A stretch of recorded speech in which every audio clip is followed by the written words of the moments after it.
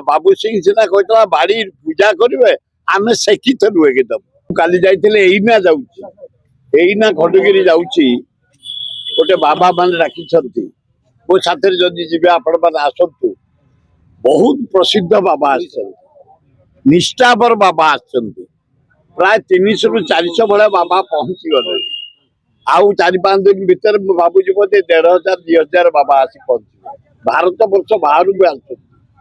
foreign रु भारत वर्ष उत्तर प्रदेश दक्षिण भारत उत्तर भारत आसाम पंजाब चारियाडू बाबा आसी पहुंची गले मुझे जाऊँगी ये तलपटे गोटे बाबा मान जो आश्रम अच्छी 2-3टा बाबा रिजर्व रखिबू जो माने उत्तर भारत आसुच्च दक्षिण भारत आसुच्च दूर आसुच्च सेमती रे पीवा पानी व्यवस्था आम पानी पहुंचाइबा इलेक्ट्रिसिटी केमती जालिबे केमती गाधुआ फाधुआ करेंगे बाबा माने रहिबे 4-5 दिन टिके शांति रे रहिबे आराधना करेंगे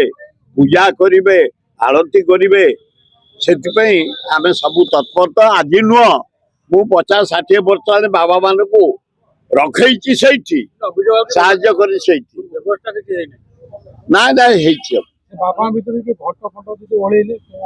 जाए आम से सब प्रसाद दबनी एठे कौन नंगुली नंगला कार्यक्रम एवं नेकेड डांस ये सब माने प्रशय दबनी केबे ये कौन से अलग उल्लग्न होता 50 वर्ष तले ये जो जैन माने ऊपर मंदिर अच्छी उल्लग्न मूर्ति अच्छी भक्त माने 200 बाबा नंगला है बुलती यात्रा आम आ संभाली पाइलुनि पचारू से उद्धतगिरी कले एमती माड़ दे जीवन से उल्लग्न है खंडगिरी यात्रा प्रवेश करना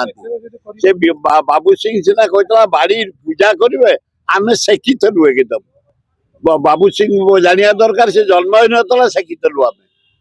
से दिन खंडगिरी एरिया रे कौन सी नंगुली बाबा केबे चली ना कौन सी जैन नंगला ही चलना